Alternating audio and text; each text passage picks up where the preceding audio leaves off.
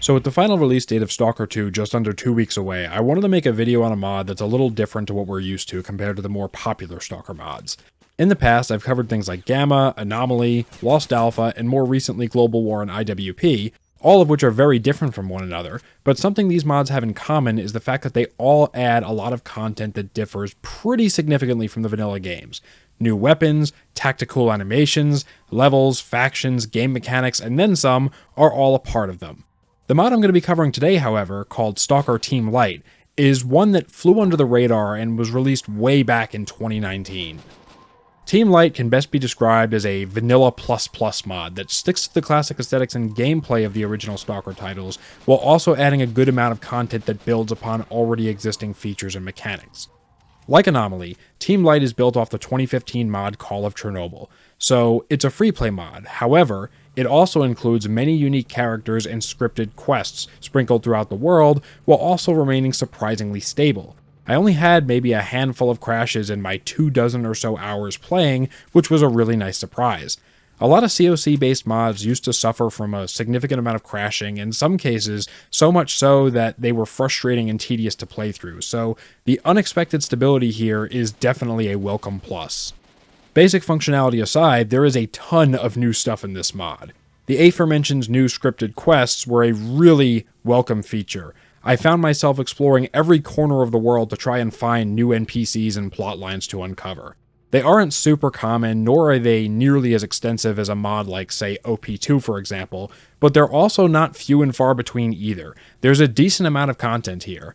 Quest rewards from these new NPCs are also quite hefty, but the quests themselves will make you work. Team Lite isn't like most free-play Stalker mods where you just roam around, go here, fetch this, come back, and go across the zone to your heart's content. It has a good way of making the progression feel a bit slower than normal without making it tedious. When you start the game, most level transitions will be locked to you, forcing you to spend a little bit more time in the early levels than you may have otherwise done so, and it forces you to find creative ways to get to and from the various zones' locations. Over time, you can find PDAs on dead stalkers that'll show you the way to more levels, or you can buy the paths from various traders.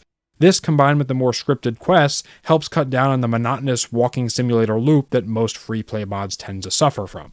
A lot of the early quests are confined to levels that will generally be closer to you than not, without being too repetitive, so no more spawning at the cordon and being asked to kill one mutant all the way up in Jupiter, only to have to head all the way back for a measly reward. Oh, and speaking of rewards, and really just the whole in-game economy, the zone in Team Lite is a lot more realistic than its more popular counterparts. You still have your conventional economy with regular money, but in addition to this, there's now more than one way to profit in the zone. Gambling is now quite prevalent. Everything from Russian roulette to betting on fights, card games I couldn't understand, lotteries, and then some. You can either strike it rich or go broke, or in some cases... Then there's the brand new barter system. Who needs grinding dynamic quests or stealing every little piece of junk you find in the truck cemetery when you can loot trophies off of bandits? Or how about stealing monolith medallions? Or perhaps you'd like to be a junk merchant and collect up all those beaten AKs. All of these are viable ways to make money. Last but not least, Team Lite introduces a token system where most stalkers you kill will drop one token, which accumulated over time can be traded for raw cash or for expensive gear that would otherwise be unobtainable. Now, on the topic of gear, many of the stats of things have received slight tweaks, but overall are more or less the same as they are in vanilla Call of Pripyat. The weapons sandbox consists of the classic janky weapons many of us old Stalker fans know and love. It was honestly nice to play with these things again. While I recently did a video on IWP and talked a lot about how much I love the new and reanimated weapons in that mod, something about these classic, janky 2007 guns just hits home. Maybe it's just nostalgia, but I enjoyed them. In addition to the classic arsenal, there's also quite a bit of new weapons that, for the most part, fit in aesthetically with the original vanilla stuff. There were one or two that looked a bit too high quality and didn't really fit in. The difference was a bit jarring, but I just threw those away and stuck to the classics.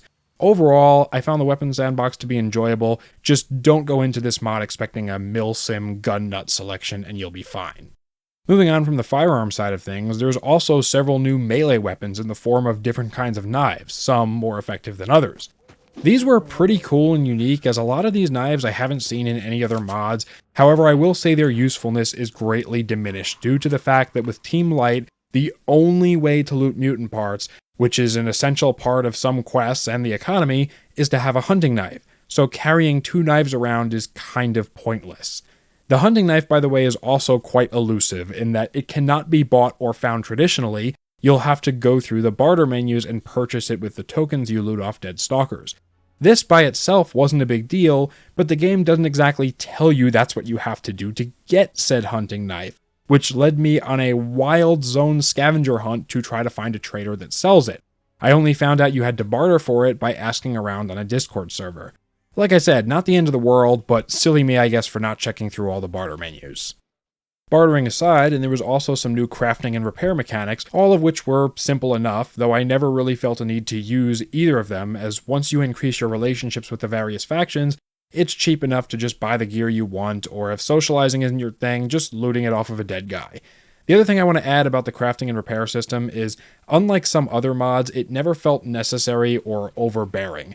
Slightly off topic here, but one of my biggest gripes with the Anomaly mod and its offshoots is that crafting feels mandatory, with stashes largely being filled with junk instead of actual weapons and gear, and you basically need to take that junk and constantly repair it or craft it into something useful. I never felt like this type of mechanic fits in a Stalker game, so Team Lite's, no pun intended, lighter crafting mechanics worked a lot better than the ones we see inside of other mods, but that's just me. So while it wasn't super useful, it wasn't super invasive or overbearing either, which I think is an important thing to point out. But moving on. Item condition in this mod is pretty randomized. You'll come across a gun or even a suit of armor on occasion that has decent durability. That's if you don't get one from completing one of the scripted quests first. Overall, it's pretty on par with the classic Stalker game's progression, and that is something I cannot stress enough I like about this mod. The fact that it sticks to, in almost every way, the feel of those classic games. I really don't like some of these mods that turn Stalker into something it isn't.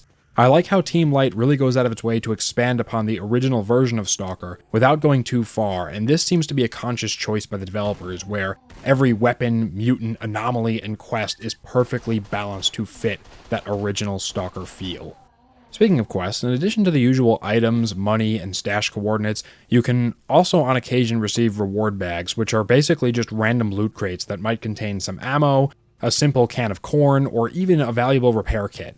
The unique little touches this mod has really made it feel fresh and new at times, like for instance, another example being the start of the game. When you create a character, you can go to a specific NPC relative to your faction and speak to him. Upon speaking to said character, you'll be given a very classic 1990s RPG-style questionnaire, where you'll have to answer a list of random questions, and based upon your answers, you'll get different gear issued to you at the start of a new game. It was a really nice change of pace from just going and picking medkits and bandages in the menu like you do in most free play mods.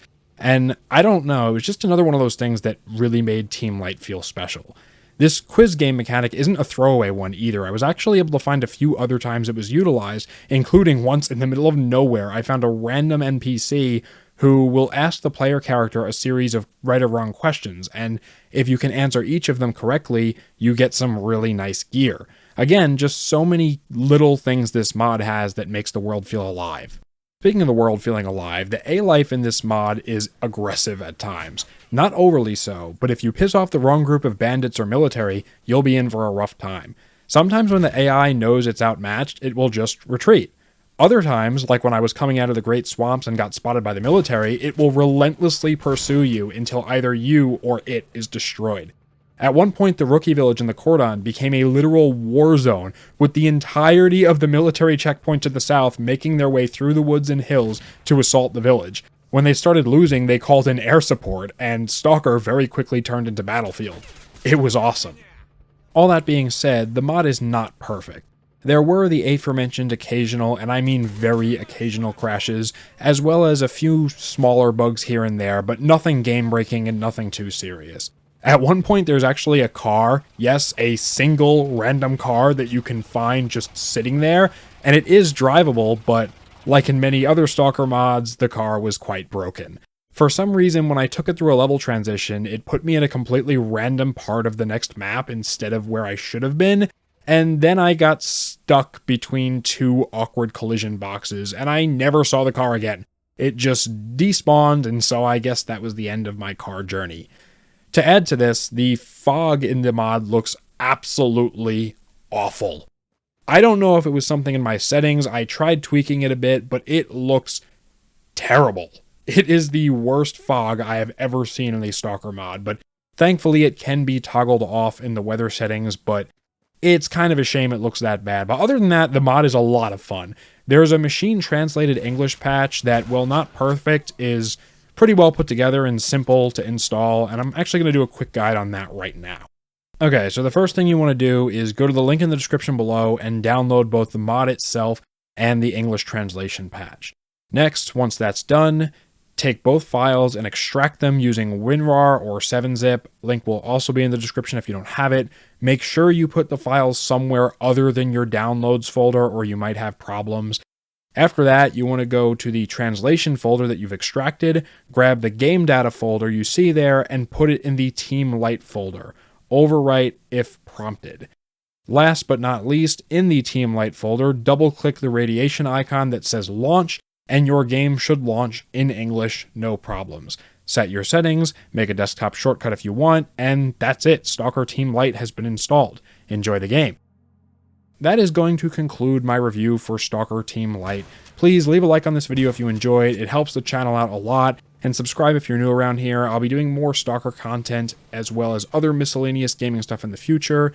As always, thank you so much for watching, especially if you made it all the way to the end.